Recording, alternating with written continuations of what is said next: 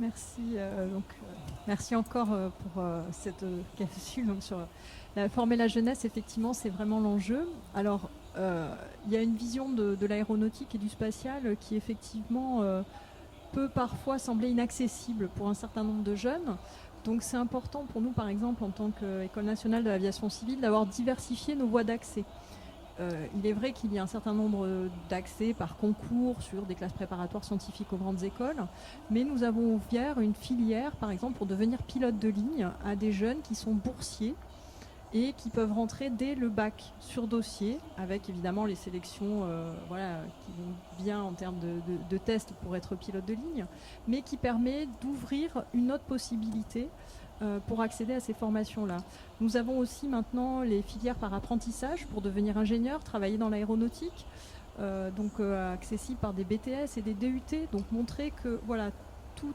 en fait, si on a envie, si on est intéressé par un domaine, on doit pouvoir trouver une porte d'entrée. Et puis, c'est vrai qu'au-delà des filières d'ingénieurs, de contrôleurs aériens qui sont peut-être plus connus, on peut aussi travailler dans le domaine aéronautique ou spatial en étant passé par l'université et puis rentrer dans le cadre de master ou de master spécialisés. Donc pour des années de spécialisation, on a des personnes qui ont par exemple fait des filières pas forcément très scientifiques ou très techniques, mais qui vont venir faire après un master spécialisé en management aéroportuaire, qui vont donc pouvoir en fait venir travailler dans ce domaine-là de manière indirecte, des économistes aussi. Donc en fait, ce qui est important pour les jeunes, c'est de se dire que s'il y a un domaine qui les intéresse, ils doivent pouvoir y arriver d'une manière ou d'une autre, se renseigner. Et l'enjeu pour nous est donc de partager les modèles, les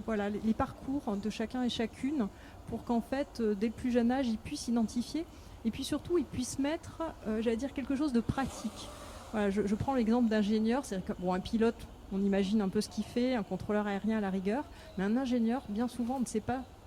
quel est ce métier, parce qu'en fait, il y a des milliers de façons d'être un ingénieur. Donc pour nous, en tant qu'école, et c'est là où l'association Elle Bouge, par exemple, va intervenir aussi, partager nos parcours, c'est une manière de partager notre exercice au quotidien et que les jeunes puissent se faire une représentation de ce qu'ils vont pouvoir faire après. Et une fois que c'est déclenché, j'allais dire, ils trouvent, comme disait Philippe, du sens. Et souvent, après, ils vont travailler et ils arriveront d'une manière ou d'une autre à rentrer dans notre école ou dans une autre école